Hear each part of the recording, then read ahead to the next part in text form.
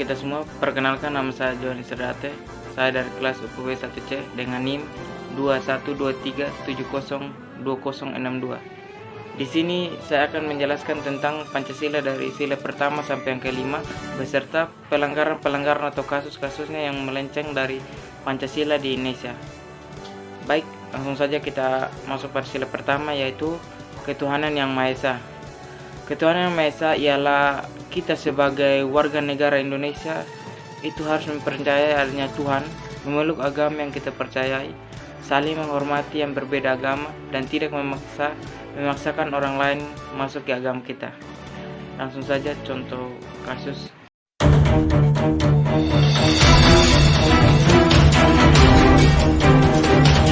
Video penganiayaan AP, bocah berusia 6 tahun yang menjadi korban tumbal pesugihan ilmu hitam keluarganya, beredar luas di media sosial.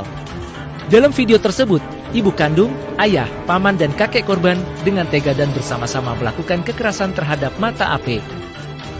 Paman korban dan sejumlah orang berupaya mencegah, namun para pelaku justru marah dan mengamuk.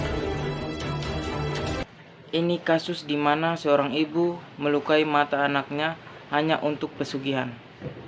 Tentu saja ini bertentangan dengan sila pertama, yaitu ketuhanan yang Maha Esa, di mana si ibu ini tidak melakukan perintah yang baik yang diajarkan Tuhan, yaitu tidak melukai sesama yang lain, dan tidak mempercayai keyakinan terhadap Tuhan, padahal rezeki sudah ditentukan masing-masing oleh Tuhan, dan juga mempercayai ilmu hitamnya yang bertentangan dengan sila pertama, yaitu ketuhanan yang Maha Esa.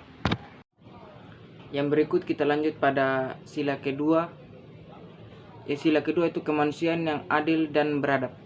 Itulah sila kedua di mana bahwa bangsa Indonesia diakui dan diperlakukan sesuai harkat dan martabatnya selaku ciptaan Tuhan yang Maha Esa.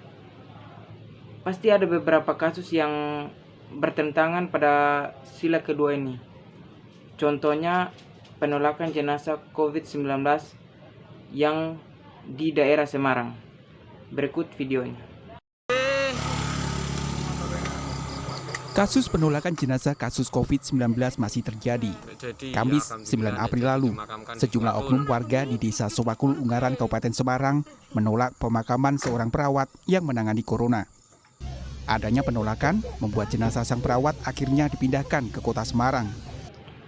Tentu saja ini bertentangan dengan sila kedua, di mana sila kedua itu kemanusiaan. Warga sekitar tidak menerima jenazah COVID-19.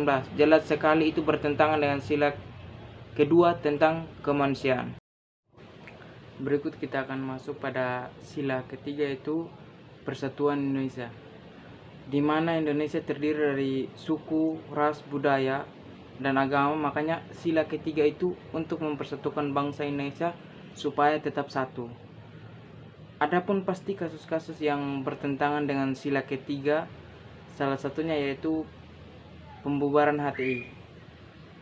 Kenapa HTI dibubarkan? Berikut videonya. Bupagi Kementerian Hukum dan Hak Asasi Manusia resmi mencabut Badan Hukum dari Hizbut Tahrir Indonesia atau HTI. Presiden Joko Widodo pun menegaskan pencabutan Badan Hukum HTI ini merupakan keputusan yang tepat berdasarkan pertimbangan yang matang serta masukan dari berbagai kalangan termasuk ulama dan masyarakat. Sudah saya sampaikan yang lalu bahwa pemerintah telah mengkaji lama, telah mengamati lama, dan juga masukan dari banyak kalangan, dari para ulama, dari masyarakat, ya keputusan Asas dan ciri yang berdasarkan Pancasila dan Undang-Undang Dasar Negara Republik Indonesia pada tahun 1945. Tentu saja HTI dibubarkan karena bertentangan dengan sila ketiga. Berikut kita masuk pada sila yang keempat, yaitu kerakyatan yang dipimpin oleh hikmat dan kebijaksanaan dalam permusyawaratan perwakilan. Itulah sila keempat dari Pancasila, di mana yaitu bangsa Indonesia mempunyai prinsip demokratis dan mementingkan kedaulatan rakyat. Dan pasti ada kasus juga yang bertentangan dengan sila keempat. Berikut contohnya yaitu pada video berikut ini.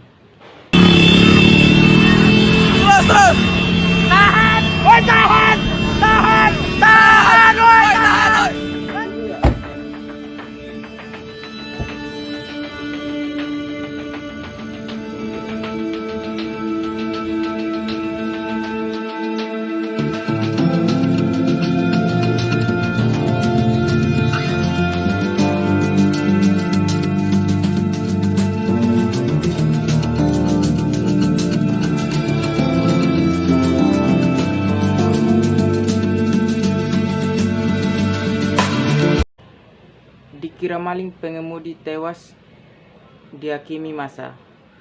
Dan menurut saya ini adalah tindakan main hakim sendiri. Pada saat itu tidak melakukan musyawarah pada pihak yang berwenang. Tentu saja ini main hakim sendiri dan bertentangan dengan sila keempat. Lanjut ke sila yang kelima, keadilan sosial bagi seluruh rakyat Indonesia. Itulah sila kelima dari Pancasila, di mana Indonesia memegang prinsip keadilan sosial yang saling menghargai dan menghormati akan kewajibannya masing-masing. Dan ada juga kasus-kasus yang bertentangan dengan sila kelima ini. Contohnya kasus korupsi. Berikut videonya. Majelis Hakim menyatakan bahwa kuasa pengguna anggaran atau KPA bantuan sosial COVID-19 pada Kemensos tersebut terbukti secara sah dan meyakinkan bersalah melakukan tindak pidana korupsi. Mantan anak buah Juliari Batubara ini terbukti terlibat menerima suap terkait pengadaan bansos untuk penanganan COVID-19. Adi Wahyono diwajibkan membayar denda sebesar 350 juta rupiah subsidiar 6 bulan kurungan penjara. Kasus korupsi. Berikut videonya. Ini sangat bertentangan sekali dengan sila kelima, di mana seorang pejabat memakan uang rakyat.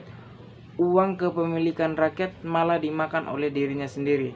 Dan menurut saya bahwa penegakan hukum bagi koruptor harus ditegakkan dengan baik agar memberikan efek jerah dan mengurangi adanya oknum-oknum yang tidak bertanggung jawab.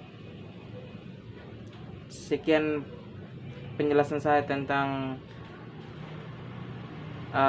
menyangkut Pancasila dari sila pertama sampai kelima beserta kasus-kasus atau pelanggaran-pelanggaran yang dilakukan oleh oknum-oknum yang tidak bertanggung jawab. Kiranya bisa bermanfaat. Terima kasih.